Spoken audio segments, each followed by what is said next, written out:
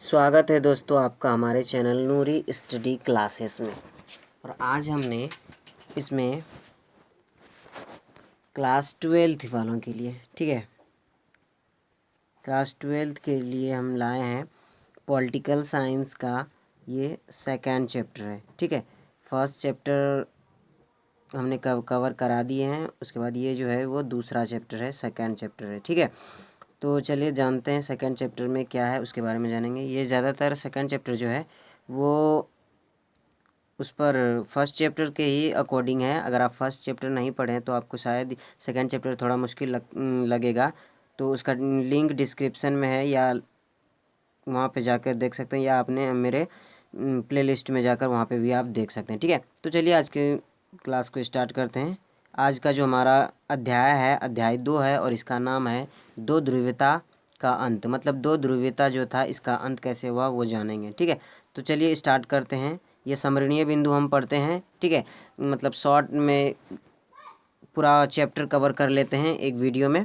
तो चलिए जानते हैं कि शीत युद्ध के प्रतीक 1961 में बर्लिन की दीवार को, मतलब बर्लिन की जो दीवार थी वो 1961 में खड़ा किया गया था। ठीक है, यहाँ पे हमें यह समझाने की बात कर रहा है ये कि बर्लिन मतलब हमारा जो विभाजन हुआ था दूसरे विश्व युद्ध यानी 1945 के बाद, जब दूसरा विश्व युद्ध समाप्त हुआ तो उसके बाद जब दुनिया दो गुटों में बढ़ चुकी, तो बर्लिन में एक जगह जर्मनी में एक जगह का नाम था बर्लिन, और उस बर्लिन जो थी वो जर्मनी की राजधानी थी। ठीक है, यूरोप महाद्वीप से बंटवारा शुरू हुआ था, यूरोप महाद्वीप में जर्मनी आता, जर्मनी में एक जगह थी बर्लिन, बर्लिन से विभाजन हुआ था। तो बर्लिन में एक दीवार खड़ी की कर दी गई थी जिसे बर्लिन की दीवार कहा जाता है। ठीक है, तो बर्लिन के जो पश्चिम तरफ थे वो थे यूएसए यानी कि अमेरिका, और बर्लिन के जो पूर्वी तरफ थे वो था यूएसएसआर यानी कि सोवियत संघ। ठीक है,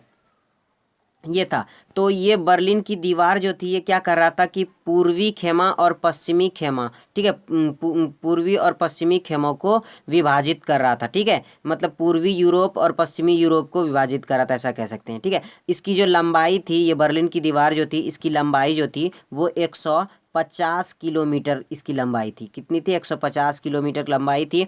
और ये लगभग 28 वर्ष तक, ये बर्लिन की दीवार जो थी ये 28 वर्ष तक खड़ा रहा। उसके बाद इसे गिरा दिया गया, जनता ने इसे गिरा दिया गया। तो यहाँ पे लिखा है कि 1961 में बर्लिन की दीवार खड़ी की गई, और 9 नवंबर 1989 को जनता द्वारा इसे गिरा दिया गया या तोड़ दिया गया। ठीक है, तो जनता ने इस बर्लिन की दीवार को क्यों गिराया था? तो ये क्या कर रहा था कि पूर्वी बर्लिन को पश्चिमी बर्लिन से अलग कर रहा था। इसलिए क्या किया वहाँ की जनता ने 9 नवंबर 1989 को इस दीवार को तोड़कर गिरा दिया। ठीक है, उसके बाद अगला स्टेप हमें ये समझाने की कोशिश कर रहा है कि 25 दिसंबर 1991 को सोवियत संघ का विघटन हो गया। मतलब जो हम जो देख रहे थे कि दुनिया जो थी वो दो गुटों में विभाजित थी। ठीक है, एक गुट का जो अगुवाई कर रहा था उसकी विचारधारा जो थी वो समाजवादी विचारधारा वाला जो था उसका नाम था सोवियत संघ। ठीक है, लेकिन अब सोवियत संघ क्या हुआ? विघटन हो गया। तो यहाँ से इंपॉर्टेंट क्वेश्चन बनते हैं, यानी कि ऑब्जेक्टिव टाइप क्वेश्चन बन रहे हैं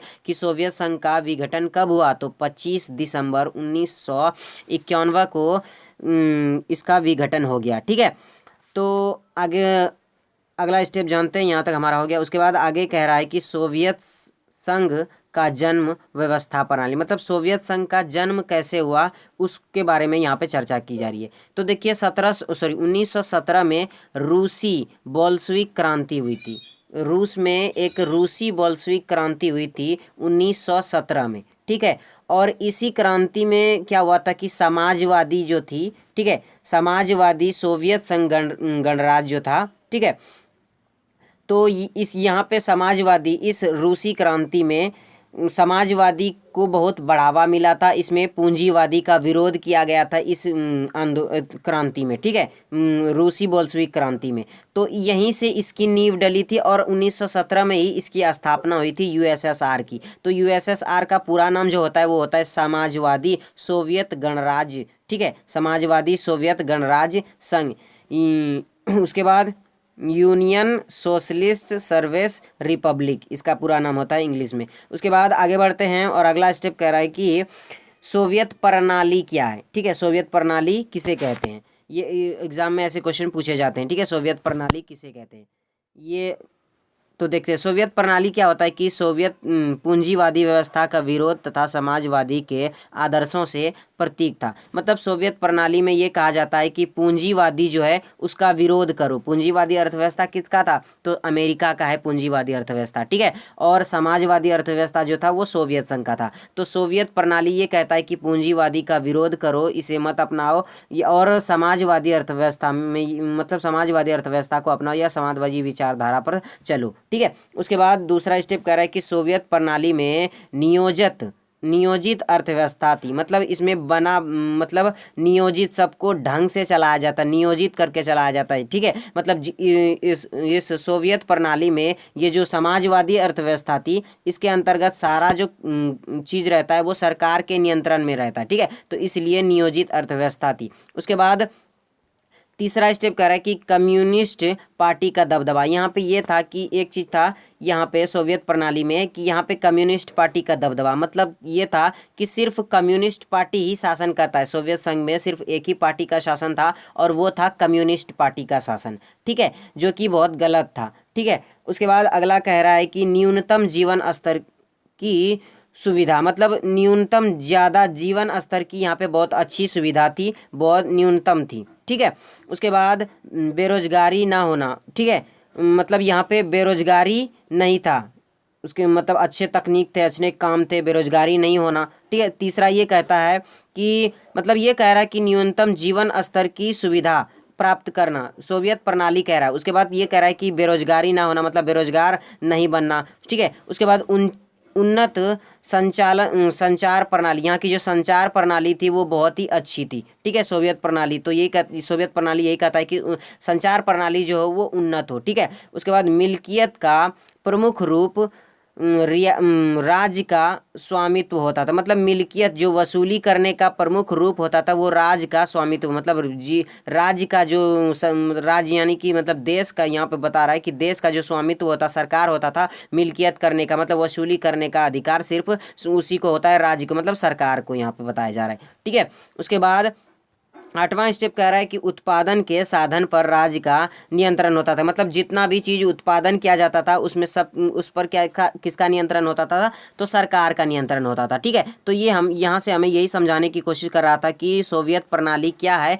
तो ये हम शायद समझ चुके हैं कि सोवियत प्रणाली कैसे किसे कहते हैं। मतलब सोवियत प्रणाली में क्या होता है, एक बार रिवीजन करवा देते हैं आपको। सोवियत प्रणाली में पूंजीवादी का विरोध किया जाता है, समाजवादी को आदर्श दिया जाता है, ठीक है। उसके बाद दूसरा है कि सोवियत प्रणाली में नियोजित अर्थव्यवस्था रखी जाती है। उसके बाद सोवियत प्रणाली में कम्युनिस्ट पार्टी का दबदबा था, ठीक है। उसके बाद न्यूनतम जीवन स्तर में सुधार आना चाहिए, न्यूनतम जीवन स्तर जो होता है उसमें सुधार आना चाहिए, सोवियत प्रणाली ये कहता है। उसके बाद कहता है कि बेरोजगारी ना होना, ठीक है, उन्नत संचार प्रणाली होना, मिल्कियत का जो पूरा हक हो वो सरकार का हो, ठीक है, और राज्य का जितना भी पूरे राज्य पर यानी पूरे देश पर जो नियंत्रण हो वो सरकार का हो, ठीक है। तो सोवियत प्रणाली हमें ये कह रहा था। उसके बाद आगे बढ़ते हैं और आगे यहाँ से बहुत ही अच्छा टॉपिक है। ये कह रहा है कि दूसरी दुनिया, ठीक है, दूसरी दुनिया किसे कहा जाता था, ठीक है। तो दूसरी दुनिया जानते हैं कि जो पूर्वी यूरोप के देश थे, ठीक है, पूर्वी यूरोप के देशों को समाजवादी प्रणाली की तर्ज पर डाला गया। इन्हें ही समाजवादी खेमे के देश या दूसरी खेमा कहा गया। मतलब दूसरी दुनिया किसे कहा गया, जो कि पूर्वी यूरोप था, यानी कि पूर्वी यूरोप किसका था, तो सोवियत संघ का था, ठीक है। तो सोवियत संघ का जो पूर्वी यूरोप था इसकी विचारधारा क्या थी, समाजवादी थी। तो समाजवादी विचारधारा में जितने भी देश शामिल थे इन सभी को क्या कहा गया, इन सभी को समाजवादी खेमा कहा गया, या तो इसे दूसरी दुनिया का नाम दिया गया, ठीक है। तो यहाँ से समझ गए कि दूसरी दुनिया किसे कहा जाता है। तो पहली दुनिया भी आपसे पूछा जा सकता है, यहाँ पे पहली दुनिया नहीं लिखा है तो पहली दुनिया आपको बता देते हैं कि पहली दुनिया जो होती थी वो पहली दुनिया किसे कहा जाता था। पहली दुनिया जो पश्चिमी यूरोप के देश थे जो कि पूंजीवादी विचारधारा पर आधारित थे और ये पूंजीवादी को बढ़ावा मिलता था इसमें, और इसे पूंजीवादी खेमा भी कहा जाता था या इसे पहली दुनिया कहा जाता। तो इसमें पूंजीवादी खेमा में संयुक्त राज्य अमेरिका यानी कि यूएसए था, ठीक है, यूनाइटेड स्टेट ऑफ अमेरिका। उसके बाद अगला स्टेप कह रहा है कि मिखाइल गोर्बाचेव जो था वो यहाँ का एक सोवियत संघ का था। ठीक है, तो सोवियत संघ का जो प्रधानमंत्री, सोवियत संघ का जो राष्ट्रपति था, सोवियत संघ का राष्ट्रपति मिखाइल गोर्बाचेव था। ये क्या हुआ कि 1980 के दशक में मिखाइल गोर्बाचेव ने राजनीतिक सुधार, मतलब 1980 में मिखाइल गोर्बाचेव सोवियत संघ का राष्ट्रपति बना, और इन्होंने यहाँ पे कुछ सुधार लाने के लिए, ठीक है, इसकी राजनीति में सुधार लाने के लिए लोकतांत्रिकरण को अपनाया। इन्होंने पुनर्रचना या पेरेस्ट्रोइका व खुलापन ग्लासनोस्त के नाम से आर्थिक सुधार लागू किया। मतलब इन्होंने वहाँ के कुछ भाषा, सोवियत संघ की कुछ भाषा में इन सब नाम के, जैसे कि इसमें कहा गया कि पुनर्रचना या पुनर्रचना यहाँ पे होना चाहिए। ठीक है, पुनर्रचना है यहाँ पे। उसके बाद पुनर्रचना और खुलापन जैसे एक कुछ इन्होंने आर्थिक सुधार का कानून लगाया, और इसके अंतर्गत इन्होंने क्या सोचा कि मिखाइल गोर्बाचेव ने जो गिरते सोवियत संघ थे उसमें सुधार लाए। मतलब मेन बात मिखाइल गोर्बाचेव ने क्या किया वो हम आपको बताते हैं कि 1980 के दशक में ये क्या हुआ। यहाँ पे 1980 के दशक में मिखाइल गोर्बाचेव ने ये सोचा कि सोवियत संघ संयुक्त राज्य अमेरिका से पीछे हटते जा रहा है, मतलब नीचे गिरते जा रहा है। इसकी अर्थव्यवस्था जो थी, सोवियत संघ की अर्थव्यवस्था, वो अमेरिका के मुकाबले नीचे होती जा रही थी, कम होती जा रही थी। ठीक है, तो मिखाइल गोर्बाचेव ने ये सोचा कि हमें कुछ सुधार करना चाहिए सोवियत संघ में, जिससे कि हम अपने सोवियत संघ को अमेरिका के मुकाबले ज़्यादा ऊंचा कर सकें। ठीक है, तो इन्होंने इस नाम के पुनर्रचना और खुलापन नाम के कुछ आर्थिक सुधार कानून बनाए, कानून लागू किए। ठीक है, लेकिन इसका कानून ज़्यादा कामयाब नहीं हुआ, और ये क्या हुआ कि सोवियत संघ को और डूबो बैठा, मतलब जो भी सोवियत संघ था वो भी खत्म हो गया। तो ठीक है, तो यहाँ से वही टॉपिक कह रहा था कि मिखाइल गोर्बाचेव की नीति क्या थी। उसके बाद सोवियत संघ स्थापित की घोषणा। ठीक है, मतलब सोवियत संघ समाप्त की घोषणा। तो देखिए, सोवियत संघ जो था वो 1951 में बोरिस येल्त्सिन के नेतृत्व में, सोवियत संघ में जो बोरिस येल्त्सिन था उस समय वहाँ का राष्ट्रपति, तो इसके नेतृत्व में क्या हुआ कि पूर्वी यूरोप के देशों ने तथा रूस, मतलब पूर्वी यूरोप का जो देश था, 3 देश जो था, रूस, यूक्रेन और बेलारूस। ठीक है, इन तीनों ने क्या किया, इन तीनों ने ये ऐलान कर दिया कि सोवियत संघ की समाप्ति हो गई है। मतलब रूस, यूक्रेन और बेलारूस ने ये घोषणा कर दिया कि अब सोवियत संघ नहीं रहा, सोवियत संघ का अब पतन हो गया है। ठीक है, तो याद रखने हैं यहाँ पे इम्पोर्टेंट फैक्ट ये है कि सोवियत संघ की जो मतलब पतन हुआ था वो आपको पहले हम पढ़ाए थे 25 दिसंबर 1991 को। ठीक है, तो 25 दिसंबर 1991, मतलब 1991 में क्या हुआ कि पूर्वी यूरोप के 3 बड़े देश जो रूस, यूक्रेन और बेलारूस थे, इन तीनों ने क्या किया, सोवियत संघ के समाप्त होने की घोषणा कर दी। इन्होंने ये कह दिया कि अब सोवियत संघ नहीं रहा। ठीक है, इन्होंने घोषणा कर दी। उसके बाद अगला कह रहा है कि CIS स्वतंत्र राज्यों का राष्ट्रकुल बना। तो स्वतंत्र राज्यों का राष्ट्रकुल बना, 15 नए देशों का उदय हुआ। ठीक है, तो मतलब जो देश जो थे उनसे क्या हुआ, अलग हो गए। मतलब सोवियत संघ में जितने भी, यहाँ पे ये स्टेप कहने की कोशिश ये कर रहा है कि सोवियत संघ में जितने भी देश शामिल थे उन सब ने क्या किया कि अलग हो गए। मतलब CIS स्वतंत्र राज्यों का राष्ट्रकूट बना। ठीक है, मतलब 15 देश इससे अलग हो गए सोवियत संघ से, और एक स्वतंत्र राष्ट्र बनाया, उन्होंने एक अपना अलग राष्ट्र बनाया। ठीक है, तो ये बात कह रहा है ये। उसके बाद अगला टॉपिक कह रहा है कि सोवियत संघ के विघटन के कारण। यहाँ पे ये पूछ रहा है कि सोवियत संघ का आखिर विघटन हुआ कैसे। ठीक है, इतनी अच्छी अर्थव्यवस्था थी, इतने अच्छे ढंग से चल रहा था, तो ये एक ही बार ये पतन की ओर कैसे चला गया। तो ये जानने की कोशिश करते हैं कि आखिर यहाँ पतन कैसे। तो ये देखिए, यहाँ पे लिखा है कि नागरिकों की राजनीति और आर्थिक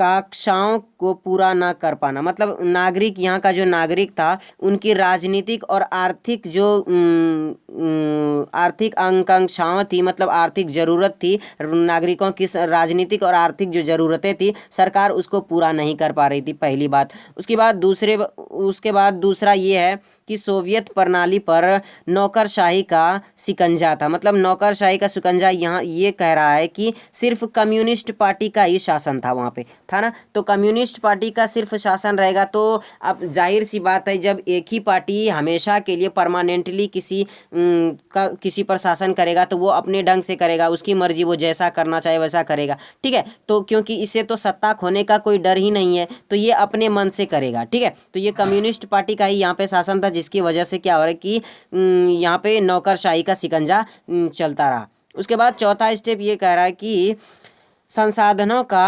अधिकतम प्रयोग परमाणु हथियार पर, मतलब यहाँ के सोवियत संघ में जितने भी संसाधन थे उसका ज़्यादातर जो उपयोग कर रहे थे ये किस में कर रहे थे, तो परमाणु हथियार में ही सिर्फ कर रहे थे, ठीक है। वहाँ की नागरिकों की जो सुविधा है वो अवेलेबल नहीं करवा के वो क्या कर रहे थे, परमाणु हथियार पर ही ज़्यादा पैसे खर्च कर रहे थे, ज़्यादा आर्थिक हानियाँ कर रहे थे, ठीक है। उसके बाद अगला स्टेप कह रहा है कि प्रौद्योगिकी यानी कि टेक्नोलॉजी और बुनियादी ढांचे में पश्चिमी के मुकाबले पीछे होते जा रहे थे। रूस की प्रमुखता, मतलब यहाँ पे ये कह रहा है कि जो टेक्नोलॉजी थी और बुनियादी जो ढांचा था उसमें पश्चिमी के मुकाबले, पश्चिमी देश कौन था, तो अमेरिका था, ठीक है। तो अमेरिका के मुकाबले ये सोवियत संघ और भी पीछे होते जा रहा था। जी, जो पहले जो था जिस मकाम पे, पहले तो अमेरिका और सोवियत संघ दोनों साथ ही थे, लेकिन ये अब क्या हो रहे थे, धीरे धीरे सोवियत संघ पीछे जा रहे थे, ठीक है।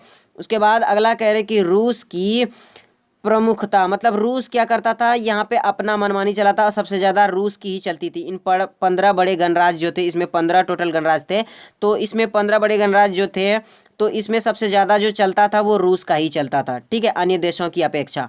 उसके बाद मिखाइल गोर्बाचेव, अभी आपने पढ़ा कि मिखाइल गोर्बाचेव जो द्वारा जो नीति चलाई गई थी, सुधार की नीति, वो ज़्यादा कामयाब नहीं हुई क्योंकि सोवियत संघ की अर्थव्यवस्था बहुत ज़्यादा नीचे गिर गई थी, ठीक है। तो इन्होंने जो मिखाइल गोर्बाचेव ने जो सुधार की नीति चलाई थी, ये बेशक से सुधार की नीति चलाई थी, लेकिन अब किसी देश की अगर अर्थव्यवस्था बहुत नीचे गिर जाती है तो उसको ऊपर उठाने में बहुत ज़्यादा समय लगता है, लगभग 10-20 साल लग जाए। लेकिन यहाँ के नागरिक ये सोच रहे थे कि हमें जल्दी से जल्दी सोवियत संघ को अमेरिका के अपेक्षा करनी है, मतलब अमेरिका से तुलना करनी है, ठीक है। तो इतना जल्दी पॉसिबल नहीं था, जो कि मिखाइल गोर्बाचेव की नीति भी बेकार चली गई। उसके बाद 8वां स्टेप कह रहा है कि अर्थव्यवस्था गतिरोध व उपभोक्ता वस्तुओं की कमी, मतलब यहाँ की जो अर्थव्यवस्था गतिरोध थी और उपभोक्ता वस्तु थी, जो उपभोग मतलब हमेशा यूज़ में आने वाली जो वस्तुएं थी उनका भी बहुत कमी हो रहा था, ठीक है। सरकार उसे अवेलेबल नहीं करवा रहे थे। उसके बाद 9वां स्टेप कह रहा है कि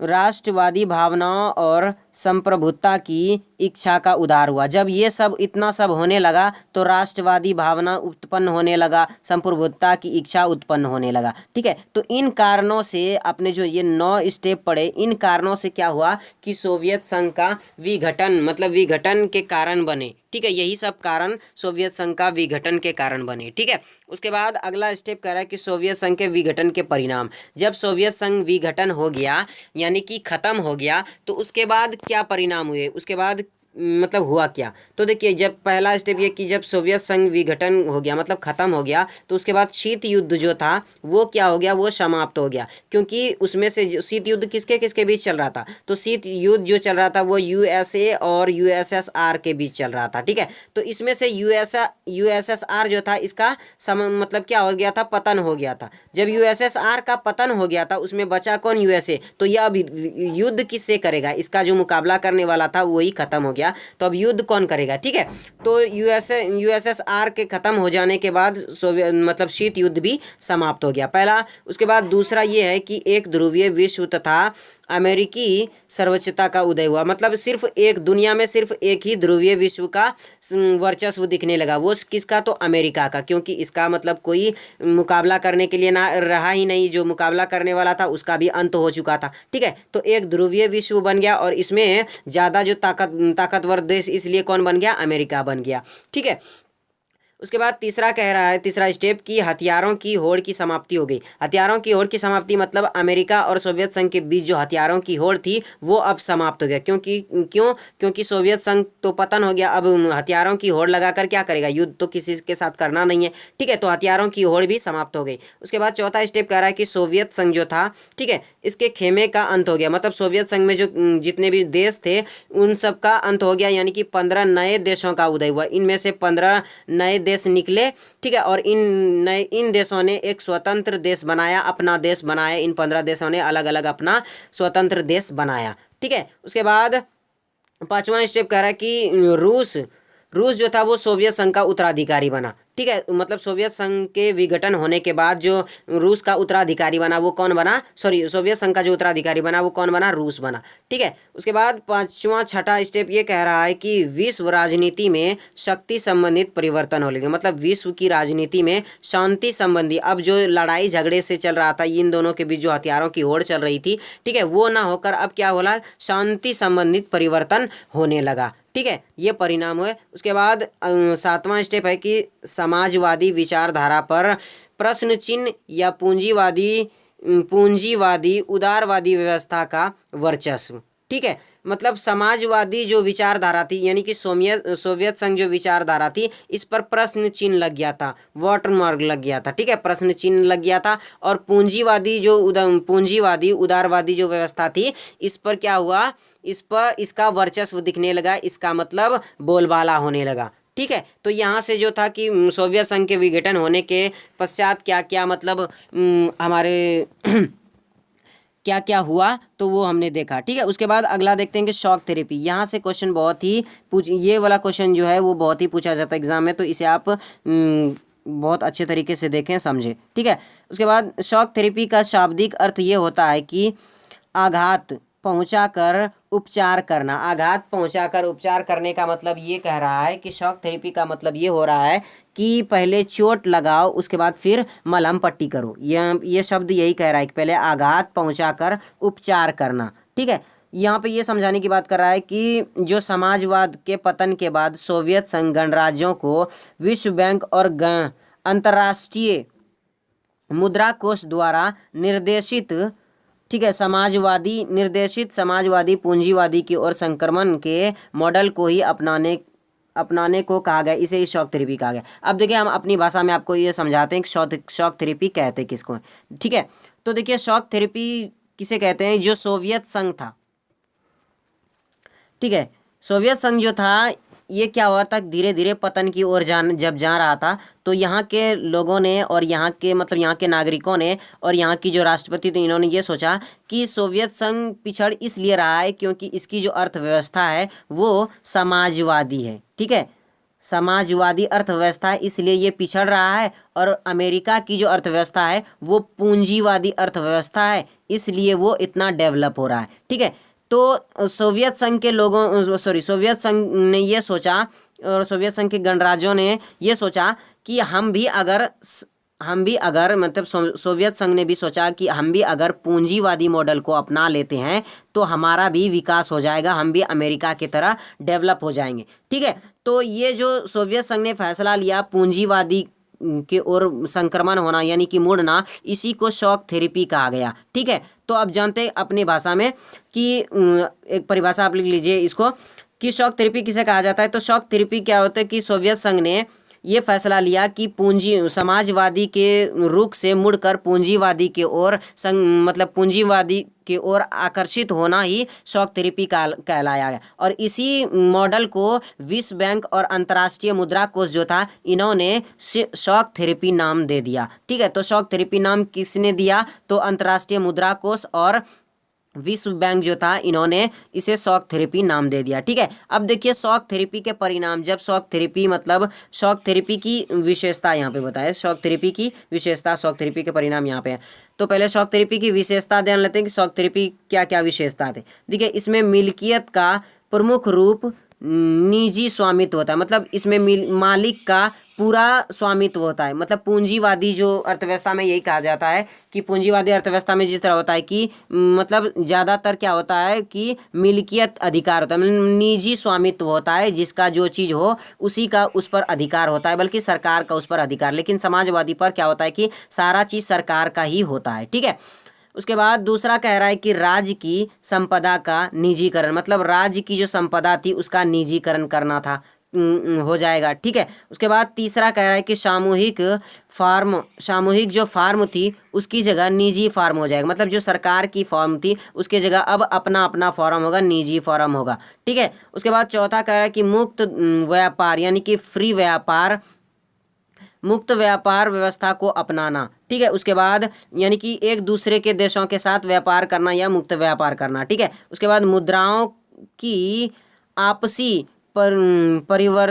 परिवर्तनीयता, मतलब मुद्राओं की क्या करना, आपस में परिवर्तन करना। ठीक है, चेंजेस करना। ठीक है, उसके बाद छठा स्टेप कर रहा है कि पश्चिमी देशों की आर्थिक व्यवस्था से जुड़ाव, मतलब जो पश्चिमी देश था, पश्चिमी देश कौन सा, तो अमेरिका, जो अमेरिकी खेमों में जितने सारे देश थे उन सभी देश को पश्चिमी देश कहा जाता था। ठीक है, तो पश्चिमी देशों में जो जितने भी देश थे उन सभी से क्या करता है कि आर्थिक व्यवस्था में मतलब जुड़ाव करना, उससे संबंध अच्छे बनाओ। ठीक है, और पूंजीवादी के अतिरिक्त किसी भी वैकल्पिक व्यवस्था को स्वीकार नहीं किया जाएगा। मतलब ये कह रहा है कि पूंजीवादी अर्थव्यवस्था के अलावा और किसी वैकल्पिक अर्थव्यवस्था को, ठीक है, मतलब स्वीकार नहीं किया जाएगा। तो शॉक थेरेपी यही सब बातें कहता है, जो कि आप शायद समझ गए होंगे। अगर आपको नहीं समझ में आता है तो एक बार रिवीजन के तौर पर एक बार और इस वीडियो को देख लें, आपको समझ में आ जाएगा। ठीक है, उसके बाद शॉक थेरेपी के परिणाम। आपने अभी देखा कि शॉक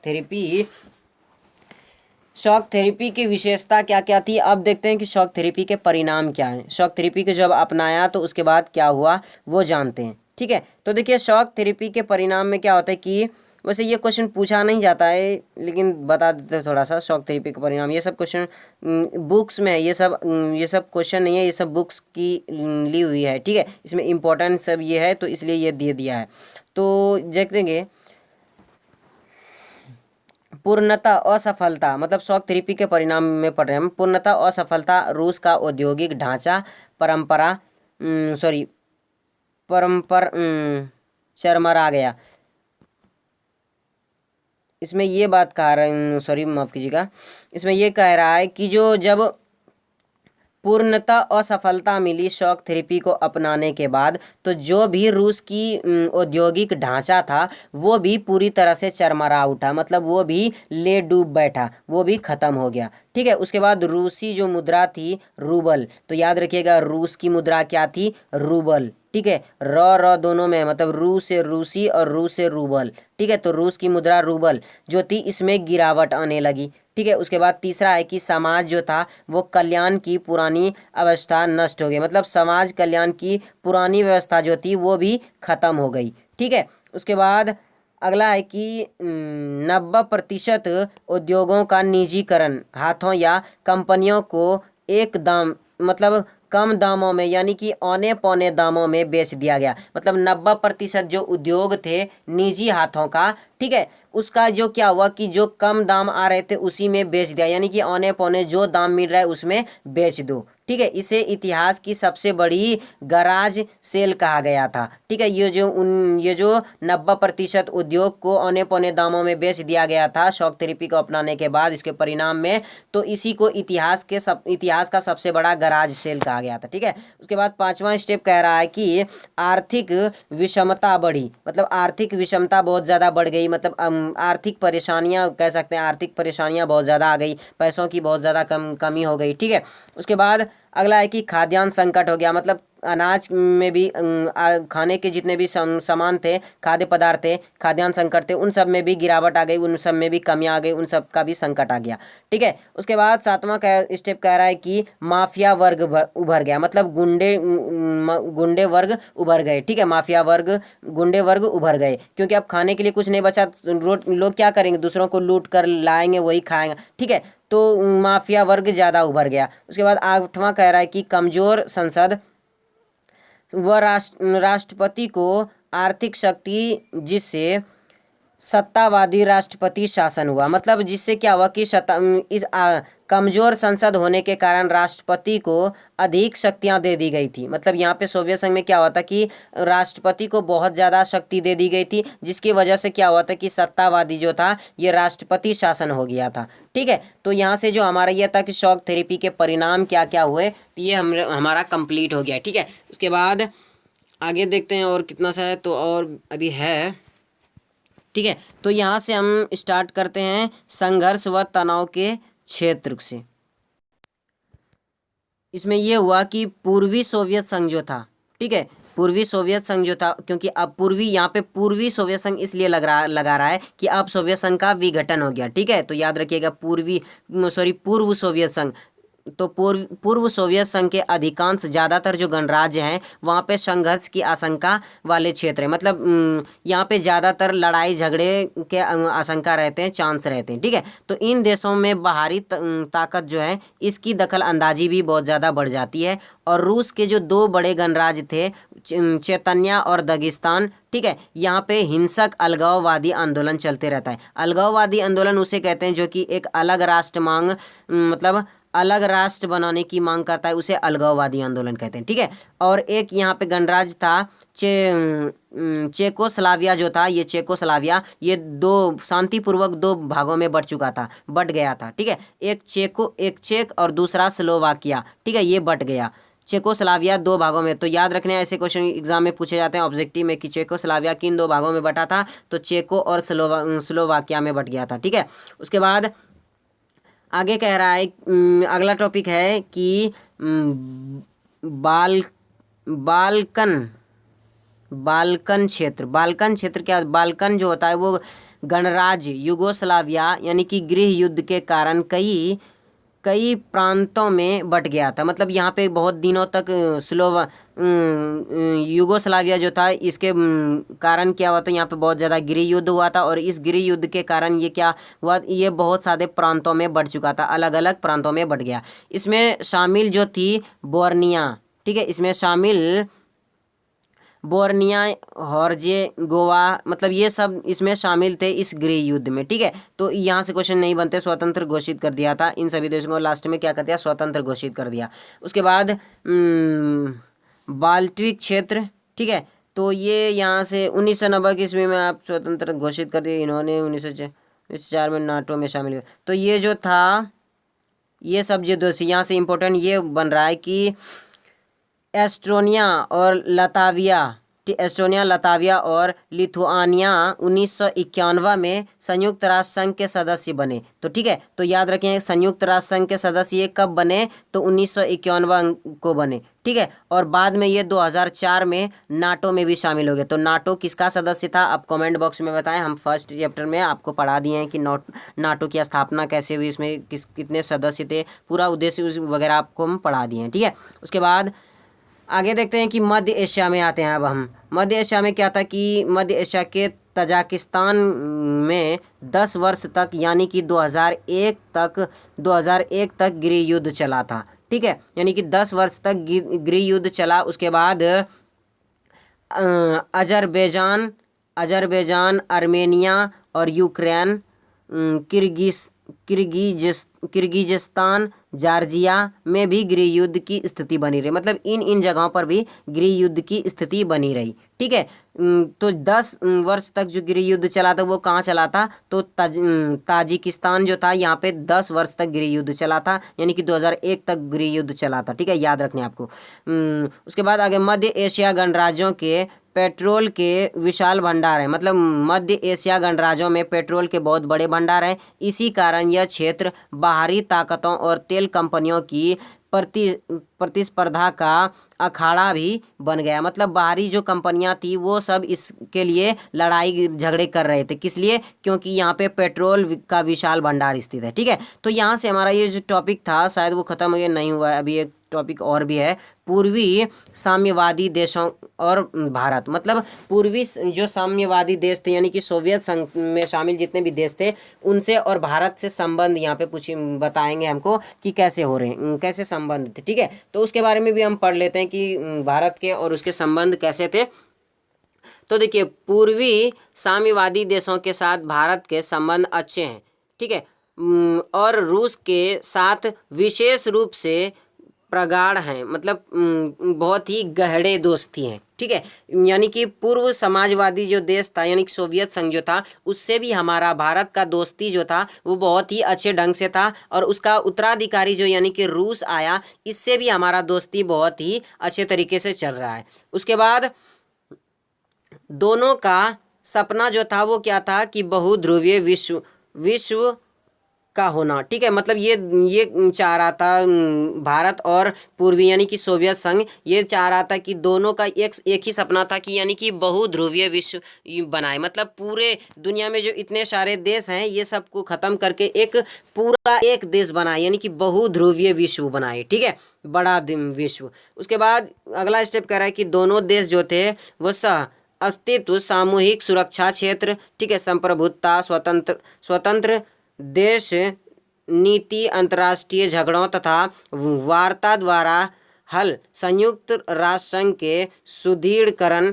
तथा लोकतंत्र में विश्वास रखते थे। मतलब दोनों देश क्या कर रहे थे कि इन सभी क्षेत्रों पर क्या करते थे, विश्वास रखते थे। मतलब सामूहिक सुरक्षा पर रखते थे, क्षेत्रीय प्रभुत्ता पर, ठीक है। उसके बाद स्वतंत्रता, विदेश पर, अंतर्राष्ट्रीय झगड़ों को निपटाना, ठीक है, इन सभी पर ये दोनों देश विश्वास रखते थे, ठीक है। उसके बाद अगला कि 2001 में भारत और रूस द्वारा 80 द्विपक्षीय समझौते पर हस्ताक्षर हुए, ठीक है। तो यहाँ पे इम्पोर्टेंट फैक्ट ये है कि 2001 में भारत और रूस के बीच, ठीक है, भारत और रूस के बीच कितने अंतर्राष्ट्रीय, सॉरी माफ कीजिएगा जरा सा,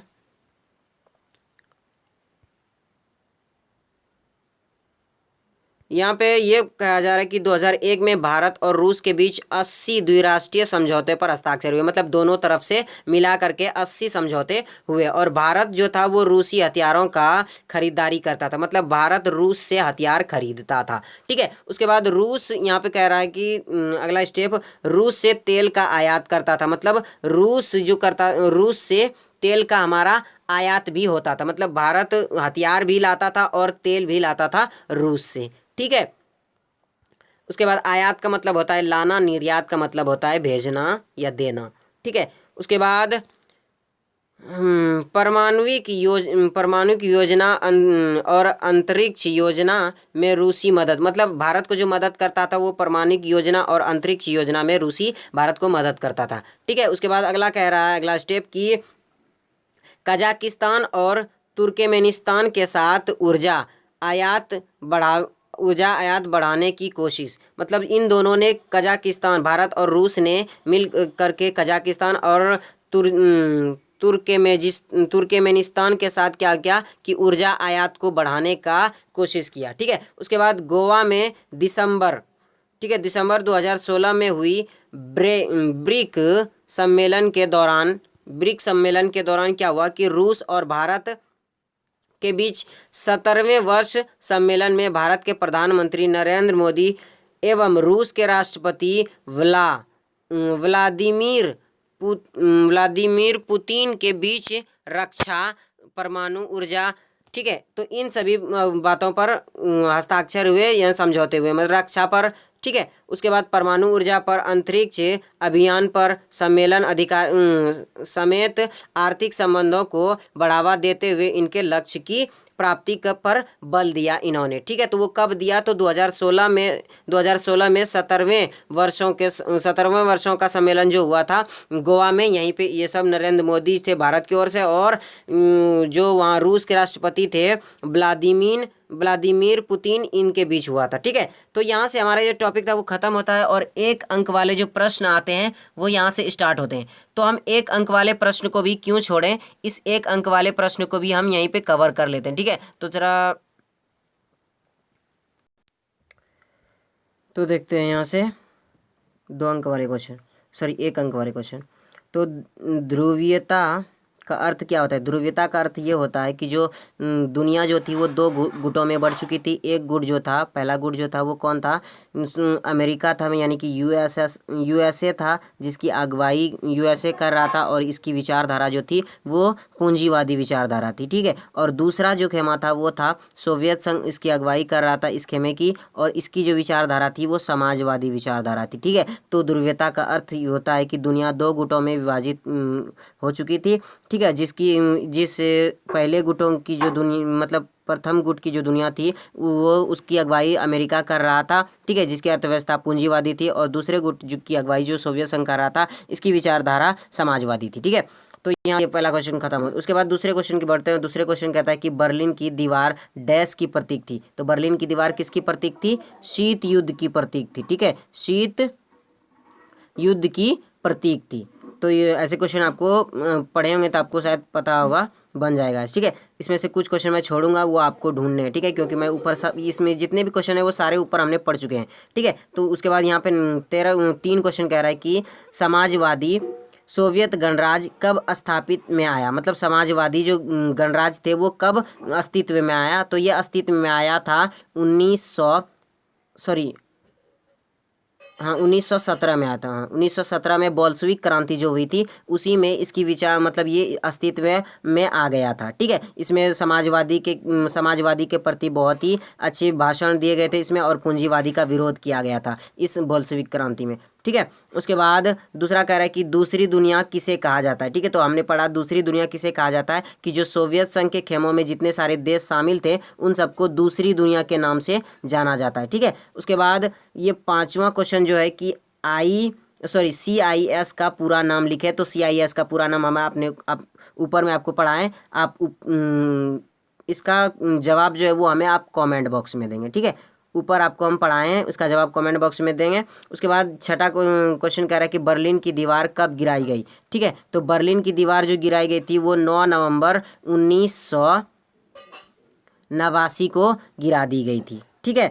9 नवंबर 1989 को बर्लिन की दीवार गिरे, मतलब 1989 को बर्लिन की दीवार गिरा दी गई थी। ठीक है। उसके बाद USSR का उत्तराधिकारी किसे बनाया गया? तो USSR का उत्तराधिकारी जो बनाया गया था वो रूस को बनाया गया था। किसको बनाया गया था? रूस को। उसके बाद सोवियत संघ में सुधार की किस नेता ने शुरुआत की थी? मतलब सुधार करने की किसने सोची थी? तो हमने अभी पढ़ा मिखाइल गोर्बाचेव जो था। ठीक है। मिखाइल गोर्बाचेव जो था, इन्होंने सोवियत संघ में सुधार लाने की कोशिश की थी। ठीक है। उसके बाद 9वां स्टेप कह रहा है कि चेकोस्लोवाकिया किन 2 भागों में बंट चुका था? तो 2 भागों में बंट चुका था। एक चेक में बंट चुका, मतलब एक टुकड़े का नाम था चेक, दूसरे का नाम था स्लोवाकिया। ठीक है। स्लोवाकिया।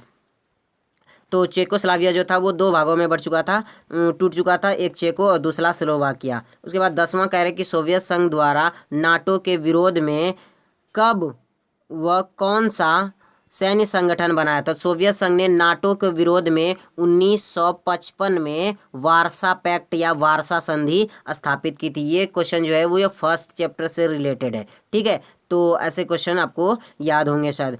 उसके बाद 11वां कह रहा है, 11 नंबर क्वेश्चन की सर्वप्रथम सोवियत संघ में अलग होने वाले गणराज्यों के नाम लिखे। सबसे पहले जो अलग होने वाले सोवियत संघ के राज्य थे वो कौन थे? तो वो 3 बड़े गणराज्य थे, यूक्रेन, रूस और बेलारूस। ठीक है। वो कौन थे? रूस, ठीक है, यूक्रेन और बेलारूस।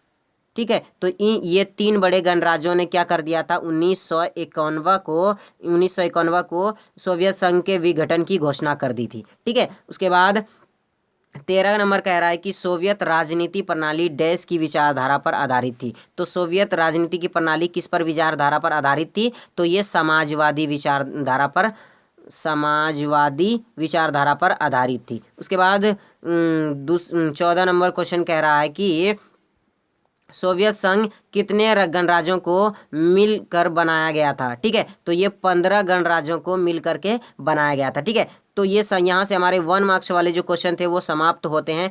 और आगे हम 2 मार्क्स वाले क्वेश्चन है, लेकिन इसको हम इस वीडियो में नहीं देखेंगे क्योंकि ये वीडियो बहुत ही लंबी हो चुकी है, मतलब 40 मिनट की 45 मिनट की वीडियो हो चुकी है। ठीक है, तो मिलते हैं नेक्स्ट वीडियो में। अगर ये वीडियो आपको अच्छा लगता है, पसंद आया, तो प्लीज़ लाइक कीजिए, शेयर कीजिए अपने दोस्तों के साथ, और अभी तक आपने हमारे चैनल को सब्सक्राइब नहीं किया तो प्लीज़ सब्सक्राइब करके साथ में बेल आइकन को भी दबा लें, ताकि आने वाली की नोटिफिकेशन आप तक पहुँचती रहे और आप इसी तरह अपना एजुकेशन बढ़ाते रहें। ठीक है, तो मिलते हैं नेक्स्ट वीडियो में। जय हिंद, जय भारत।